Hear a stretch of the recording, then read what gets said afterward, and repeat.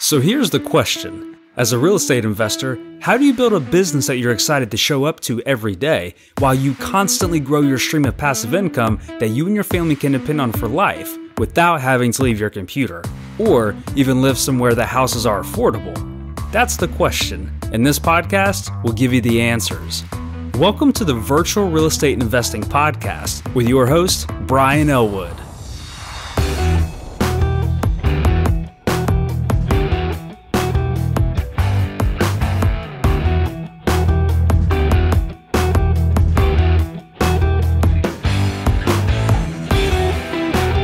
What's up, everybody? Brian Elwood. Welcome back to the show. Hope everybody's having an awesome day today. I'm driving home right now, and I've got a bag on me that someone gave me in the locker room of the gym. And I swear some of the guys in there probably thought I was buying steroids or something. But actually, it's my buddy up there. He gave me, if you've ever heard of bulletproof coffee, he's making his own bottled up, but it's vegan and it's super good. I'm drinking it on the way home right now. The whole logic behind bulletproof coffee is that fat is actually an ideal source of energy for the body and is not nearly as bad for you as you were taught by the food pyramid and all that crap. So it's pretty interesting. But anyways, so I wanted to record a quick episode because I feel like this should be mentioned in case it can benefit any of you who may have a certain type of rental property already or the opportunity to buy one. So out of all my rentals, I've got only one that is rented via Airbnb and VRBO. And I'm sure most of you know what those are, the short-term rental property kind of websites, apps. And this one house does way better than any other rental that I've got, despite all the taxes and expenses that I get hit with on it. So I'll kind of break down the numbers for you. It's a 2-bedroom, 1-bath house. It's about 775 square feet, pretty small. It's in Nashville, the East Nashville. It's kind of a trendy up-and-coming area. And it used to be my personal house before I moved to Colorado. And whenever I moved, I knew I wasn't going to sell the house because I never sell real estate unless it's a piece of crap. So, I was figuring out how I could make it cash flow while I was gone. And also, I wanted to be able to stay there when I came back to Tennessee, which I do somewhat frequently. And I couldn't rent it out traditionally because I obviously would not be able to stay there when I came back. So Airbnb was kind of the perfect solution. I found a property manager there that specializes in Airbnb short-term rentals only. And basically now all I do is send him an email when I know I'm going to be in town, and he blocks off the dates that I need the house. And so I get to stay there. And when I moved out of the house, when I moved to Colorado, I actually left all of the furniture there so the Airbnb guests could use it. And I didn't have to move it when I moved, but I did have to buy all new furniture out here, which kind of sucked. But that was nice at the time.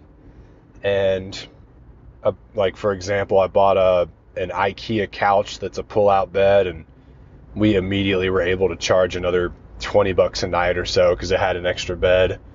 And so the couch is now cash flowing. So it's pretty cool. But this little house, it probably rents for about $100 to $150 a night. And I want to say it's rented 3 weeks out of the month. You can run the numbers, but all in all, I know that I get a check every month for a little under $2,000. I think last year it brought in $18,000. And that's after paying the property manager, which, by the way, he charges 18%, and normal property management's maybe 9 or 10%. He charges 18 because it's a lot more of an active job. He's got to communicate with, the guests that change every 1 to 3 days, and they want things, and they want, suggestions for where to go in town and all that crap. He deals with all that, and he also handles the repairs like a normal property manager would when things break. What else? Let's see. Whenever I moved, I had to get a bunch of amenities like a coffee maker and an ironing board and a hair dryer and an extra set of sheets, an extra set of towels, so the cleaning lady can go in there and swap them out, in between the guests. You have to get a carbon monoxide detector, and your smoke alarms have to be working. You have to have multiple of those. And then you get a permit. So I should have mentioned this in the very beginning. If you're interested in this strategy, the very first step is to check and make sure there are permits available for short-term rental properties. They call them STRPs in your area. If there are none, you will have to get on some kind of a waiting list. They only allow, in our area, I think they allow only 3% of the total houses in a certain neighborhood to be STRPs, because if they didn't put a cap on it, and in theory an entire city could just become a bunch of rental properties because everybody would move out because the cash flow would be more attractive than staying there.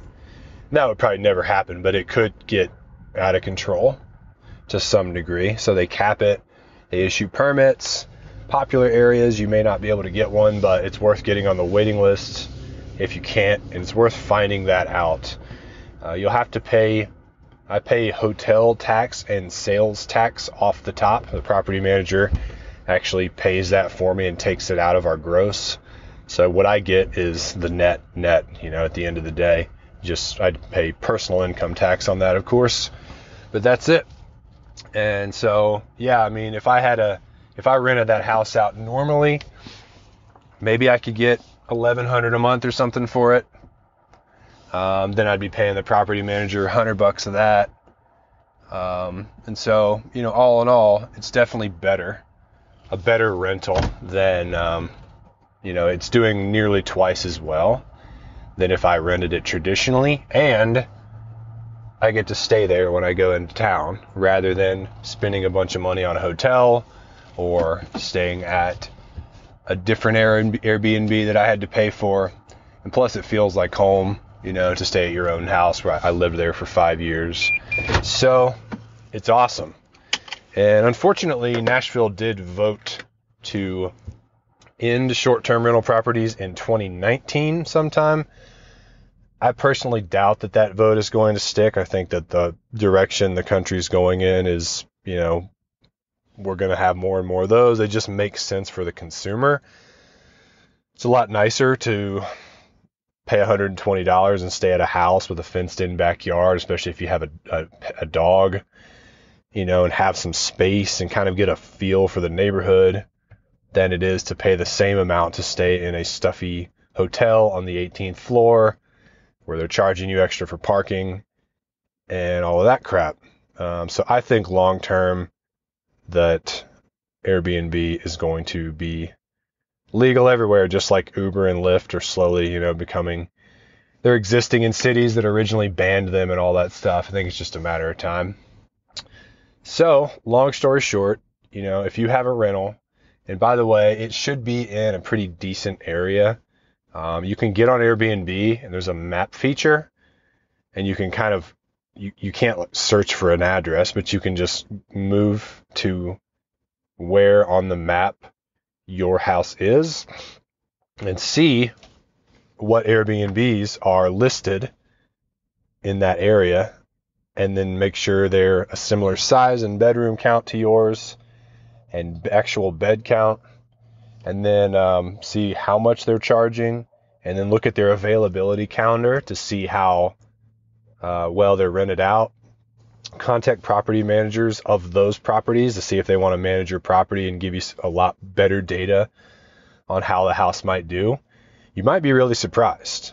I mean, and this works for any kind of a house. If you just bought a brand new house and you want to move out of it because you don't like it, or you want to move to a new city, you might be able to Airbnb it and at least break even on your mortgage payments. So when people tell me that, I'm burdened by the house, I've got a mortgage now, and they see it like this huge burden, I always wonder, if they could rent the house out in a way to perform to where it would at least cover their payments and remove them from that burden. I hate when people look at a mortgage as this thing that ties them down, because I think that's sort of ridiculous. Thank you guys for listening, and have a great rest of your day. Keep focusing on building your cash flow so that you can be free. Remember, you're only a dozen houses away. I'll see you on the next one. Peace. Want more? Get your free copy of Brian's book that is changing real estate businesses everywhere. Just go to www.fireyourself.net.